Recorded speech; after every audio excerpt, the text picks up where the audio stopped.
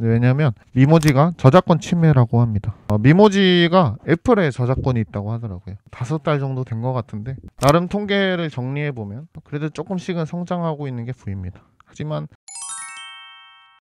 1번 미모지와의 추억. 제가 요새 미모지를 쓰지 않고 이런 이상한 조각상 얼굴을 쓰고 있죠. 왜냐면 미모지가 저작권 침해라고 합니다. 미모지가 애플에 저작권이 있다고 하더라고요. 그래서 적극적으로 이 저작권 권리를 쓰지는 않지만 제가 그 미모지로 계속 활동을 하면 문제가 될 수도 있고 베껴서 하는 창작 활동이기 때문에 그게 좀 걸려서 미모지를 이제 그만 쓰기로 했습니다. 근데 이제 미모지는 표정이랑 입모양이 드러나기 때문에 비언어적인 표현을 하는데 좀 도움이 나름 됐다고 생각을 했습니다. 그리고 미모지로 썸네일을 만들면 좀 귀여운 효과도 있었고, 그래서 근데 이제 기존 컨텐츠는 놔두는 선에서 어쩔 수 없이 다른 방법을 찾아야 했습니다. 2번 얼굴 공개. 그래서 이렇게 왔다 갔다 할 바에는 그냥 얼굴 공개를 해버려 이렇게 싶기도 했습니다. 제 표정이나 비언어적인 표현이 다 드러나고 얼굴이 유명해지면 이게 브랜드가 돼서 또 관심도 더 받게 되고 강연도 받고 뭐 불편함도 없으니까요. 하지만 이제 결과적으로 얼굴은 비공개하기로 했습니다. 제가 워낙에 내성적이고 밖에서 누가 저를 알아보면 지인이라도 그렇게 좋지는 않거든요.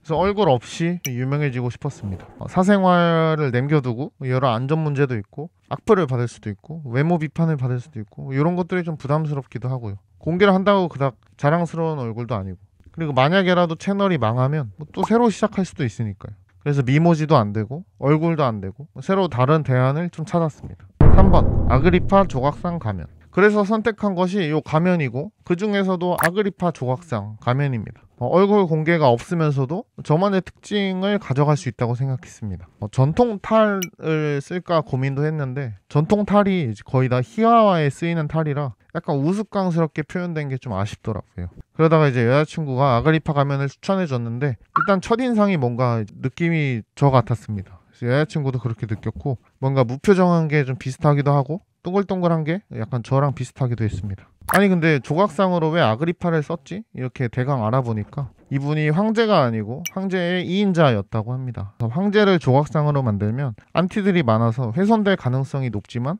최대한 안티가 없고 만인에게 사랑받았던 아그리파를 조각상으로 남겼다고 하더라고요.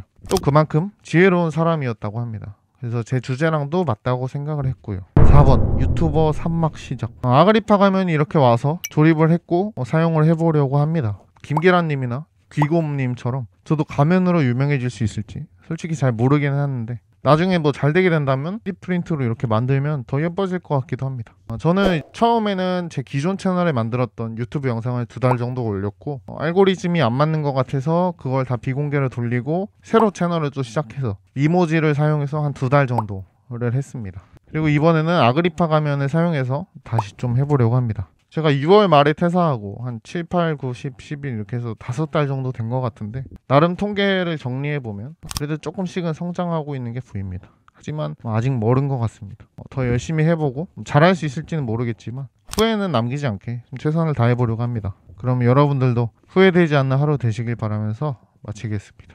감사합니다.